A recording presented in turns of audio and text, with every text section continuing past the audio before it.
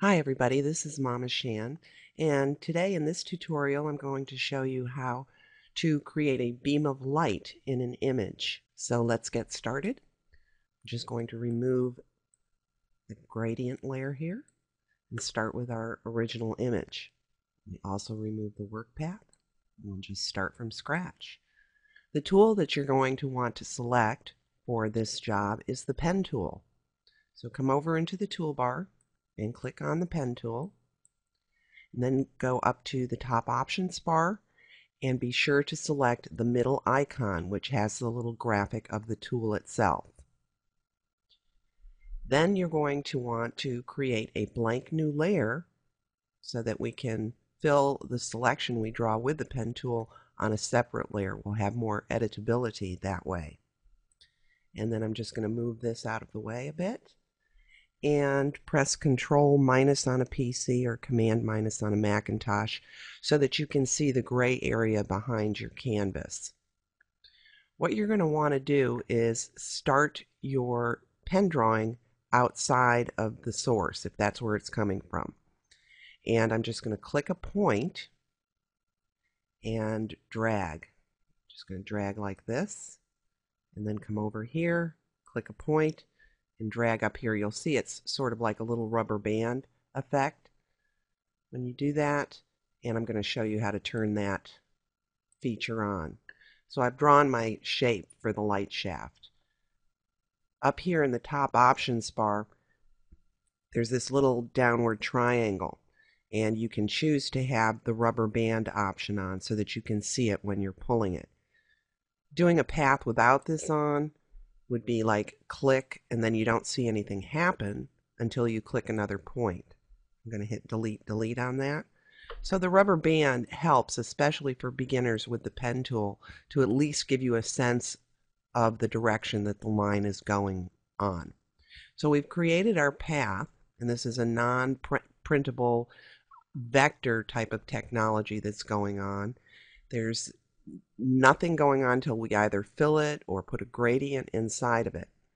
So in the toolbox, you're going to want to check the gradient tool.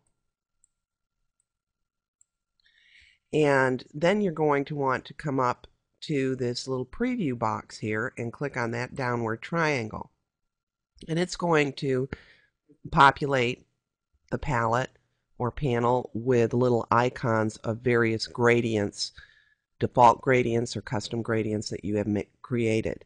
Now what I would do is click this flyout tab and put large lists down. There's a particular gradient that you want to use if you're doing light shaft, and it's called foreground to transparent. And right now it is showing white to the little checkerboards, which is transparent. But if I had, say, black as the foreground color, then you can come in here and see that now foreground to transparent is going from black to transparent. So you probably want to just hit your default colors by pressing the letter D, and then you can check this little icon to switch the white to the foreground position, or simply hit the X key on your keyboard and then come in here and select that style that says foreground to transparent. How you draw the gradient is dependent upon your origin point and your end point and how short or long you draw the line. And since gravity is up and down, even though the shaft is going kind of at an angle, you want to draw the gradient just going straight up and down perpendicular. Now I'm going to hold the shift key down where that little crosshair is, and if I were to start my gradient at this point, well, it's going to fill the whole layer. I'm going to show you why in a second here. And I'm going to Control Z that. We have a path here, but right now it is not active as a selection, and we have to change that into a selection. So hold down your Control key and hit Enter if you're on a PC, Command Enter if you're on a Macintosh. And that will convert that path into a selection so that now when we drag and hold the Shift key, it's going to fall right within that area on the blank layer that you created. I'm going to undo that. If you did not create a blank layer and did that, look at the thumbnail of the layers palette. And I'm going to come out here and change the options here so that the thumbnails are bigger. So you can see that.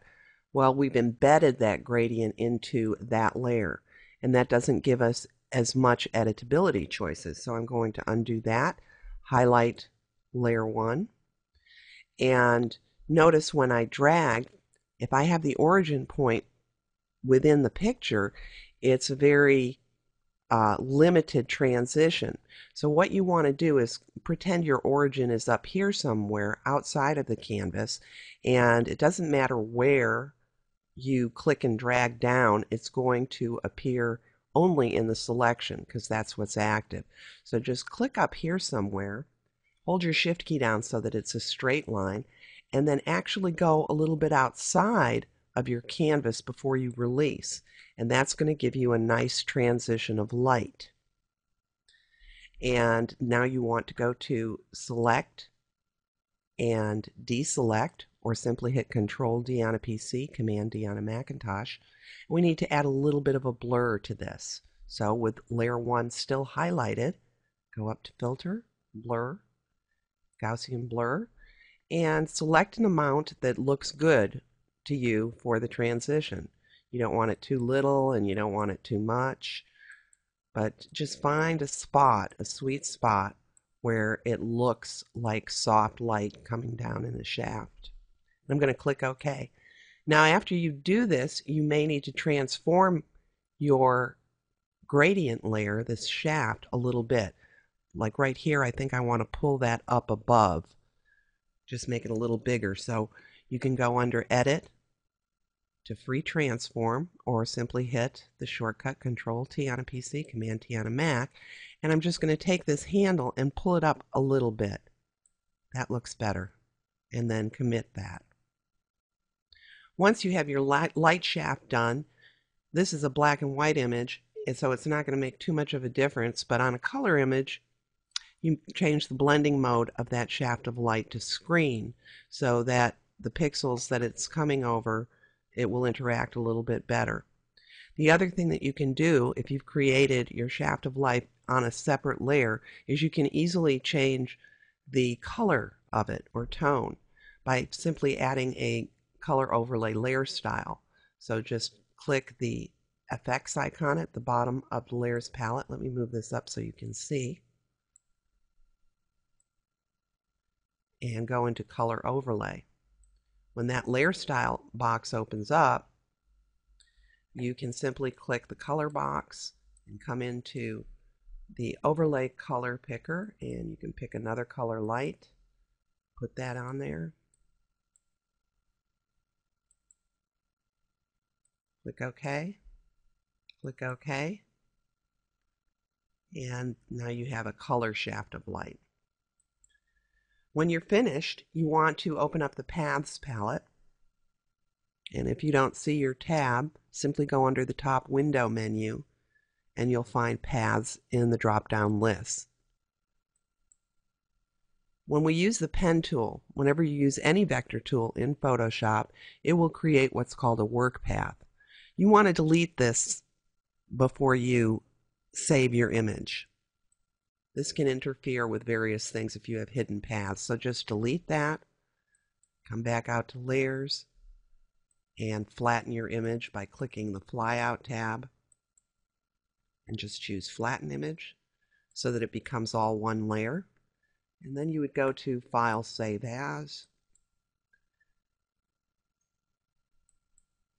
and change the name a bit so that it does not overwrite your original. And I like to save in the JPEG format. When the box comes up for JPEG, you can choose a quality from 10 to 12. You save a lot of file size by not saving at 12. I'm just going to put it up to 12 so you can see. It would be 1.8 megabytes for this file. If I saved it as a quality 10, it's 902.